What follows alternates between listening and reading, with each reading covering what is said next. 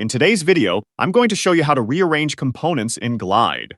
If you find this helpful, be sure to like and subscribe, and let's get right into it. First, open your web browser and navigate to the Glide. Once there, click on the Login button to access your account. After logging in, select the specific app you wish to edit from your dashboard. Now, in the left sidebar, find and navigate to the screen where the components you want to rearrange are located. Click on that screen or tab to open it for editing. You'll then see a list of all the components present on that screen displayed in the left panel. To begin rearranging, simply click and hold down on the component you wish to move.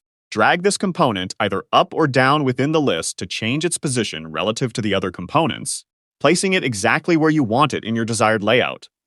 When you've found the perfect spot, release your mouse to drop the component into its new location. You can repeat this drag and drop process for any other component since you need to. Reposition. Continue this until your layout is exactly how you want it, organized and visually appealing. After rearranging, it's a good idea to check how the layout looks.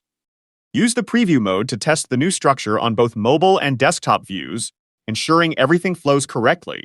Remember to place important components higher up on the screen where they're easily visible. Also, try to group related components close together. This significantly improves the user experience for your app's visitors. If you need to fine-tune the spacing between components or adjust their visibility settings, you can do that in the right sidebar.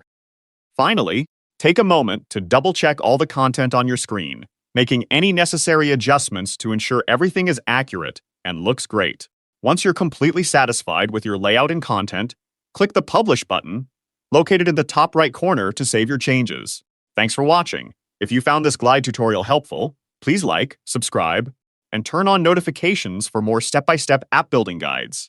See you in the next video.